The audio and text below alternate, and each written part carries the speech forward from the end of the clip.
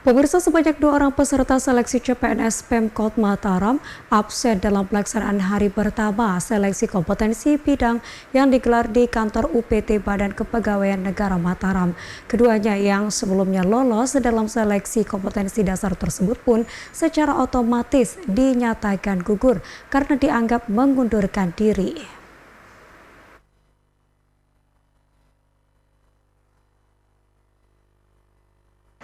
Digelar di ruang komputer kantor unit pelaksana teknis Badan Kepegawaian Negara Mataram.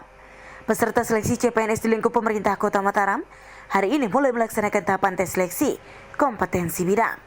Tes kompetensi bidang sendiri merupakan tahapan tes terakhir yang harus diikuti peserta seleksi untuk bisa lolos sebagai calon pegawai negeri sipil.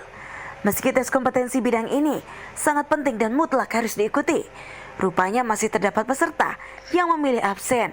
Meski pada tahapan tes sebelumnya, peserta tersebut dinyatakan lolos dalam seleksi kompetensi dasar. Kepala Badan Kepegawaian dan Pengembangan SDM Kota Mataram, Baik Neli Kusumawati menjelaskan. Dari hasil sementara, tercatat ada 2 peserta yang absen dalam pelaksanaan hari pertama seleksi kompetensi bidang. Kedua peserta yang tinggal selangkah lagi berpeluang menjadi CPNS tersebut secara otomatis dinyatakan gugur karena dianggap mengundurkan diri. Lili menjelaskan kedua peserta yang tidak hadir itu tercatat melamar di posisi jabatan yang sama, yakni jabatan asisten apoteker RSUD Kota Mataram. Di mana untuk formasi asisten apoteker jabatan yang tersedia yakni 5 jabatan. Sehingga secara aturan ada 15 peserta yang berhak mengikuti seleksi kompetensi bidang. Dikatakannya dengan adanya 2 peserta yang mengundurkan diri, maka tersisa 13 peserta yang akan bersaing menjadi yang terbaik untuk bisa lolos sebagai CPNS di Kota Mataram. Meski cukup menyayangkan keputusan kedua peserta itu absen, namun ketidakhadiran keduanya justru dianggap memberikan dampak positif sebab secara aturan tidak tertulis. Kedua peserta yang memilih menyerah sebelum bertanding itu dinilai tidak memiliki mental yang kuat untuk mengabdikan diri sebagai pelayanan masyarakat. Maknanya itu emang ini juga sih, apalagi kalau di SKD nggak hadir mungkin bisa banyak alasan ya, bisa banyak alasan istilahnya. Tapi kalau di SKB itu sepertinya sangat-sangat urgent mereka sampai nggak bisa hadir gitu loh, mungkin ya.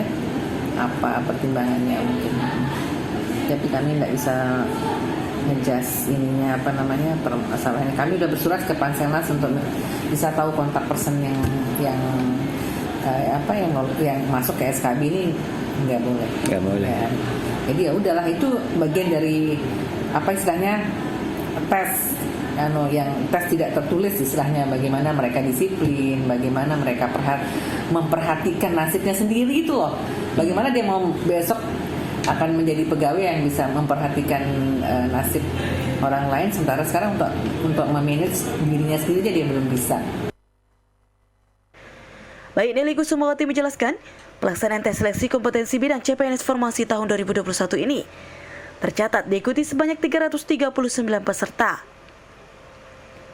Pelaksanaan tes seleksi kompetensi bidang ini dijadwalkan akan digelar selama 2 hari, yakni pada hari ini Senin 15 November 2021 hingga Selasa 16 November 2021.